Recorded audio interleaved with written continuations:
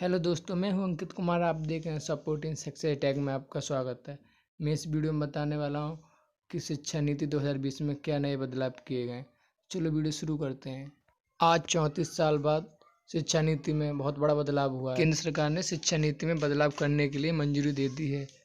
तो बड़ी अपडेट के बाद वीडियो शुरू करते हैं। तो पहली हेडलाइंस है 10+2 को ख़त्म करके 5+3+3+4 फॉर्मेट शुरू हो गया। इसमें क्या है कि इन 5 सालों की पढ़ाई के लिए एक नया पाठ्यक्रम तैयार होगा। अगले 3 सालों का स्टेज कक्षा 3 से 5 तक होगा। इसके 3 साल का मिडिल स्टेज आएगा, यानी कक्षा 6 से 8 तक स्टेज होगा। नंबर 2, इसमें क्या है कि 10वीं की और 12वीं की बोर्ड परीक्षा आसान हो गई है। पहले क्या था कि 10वीं की और 12वीं की बोर्ड परीक्षा होती थी, पर अब नहीं होगा ऐसे। अब सेमेस्टर वाइज बोर्ड पर हो करेंगी। इस बोर्ड परीक्षाओं को सेमेस्टर वाइज बदल दिया गया है। इसमें क्या, अगर किसी के एक सब्जेक्ट में नंबर कम है या नंबर अच्छे नहीं आए या उसमें फेल हो गया है, तो वो अगले सेमेस्टर में उस सब्जेक्ट का पेपर दे के पास हो सकता है, बढ़िया नंबर पा सकता है। नई शिक्षा नीति 2020 में अब क्या है कि पहले आप 11 के बाद कोई भी सब्जेक्ट चॉइस कर सकते थे, पर अब ऐसा नहीं है। अब 9 से लेकर अब 12 तक आप कोई भी सब्जेक्ट चूज़ कर सकते हैं। जैसे कि पहले आपको साइंस के स्टूडेंट हैं तो आपको पीसीएम पढ़ना होता था, पर अब क्या है, आपको मैथ नहीं आती है तो आप मैथ नहीं ले सकते। अब जियोग्राफी, हिस्ट्री, उसकी जगह कुछ भी पढ़ सकते हैं। आप मनचाहा सब्जेक्ट पढ़ सकते हैं, जिसमें आपकी रुचि है वो पढ़ सकते हैं। ज़रूरी नहीं है कि आपको मैथ नहीं आता तो मैथ पढ़ें। आप हिस्ट्री ले लें, जियोग्राफी ले लें, बायोलॉजी ले लें, आप कुछ भी ले सकते हैं। फॉर एग्ज़ाम्पल, आप साइंस के स्टूडेंट हैं, साइंस में क्या आप पीसीएम ले सकते हैं।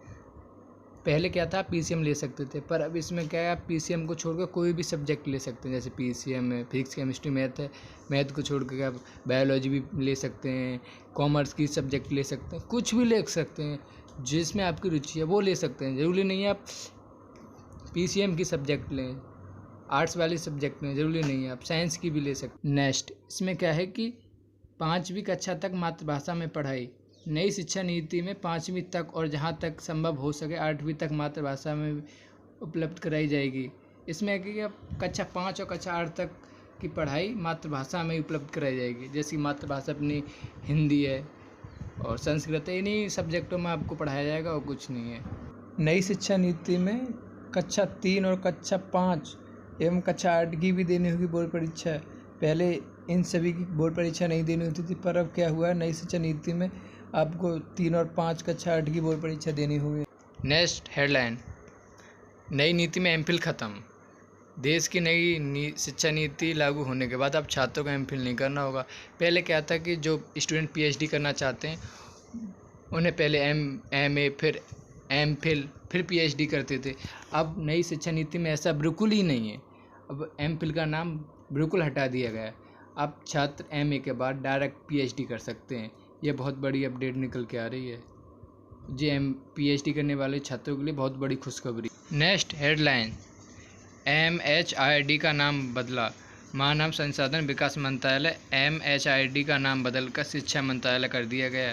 नेक्स्ट हेडलाइन, विदेशी यूनिवर्सिटी को भारत में कैंपस खोलने की अनुमति एवं स्कॉलरशिप पोर्टल का विस्तार। नई शिक्षा नीति में विदेशी यूनिवर्सिटी को भारत में कैंपस खोलने की अनुमति मिल गई है।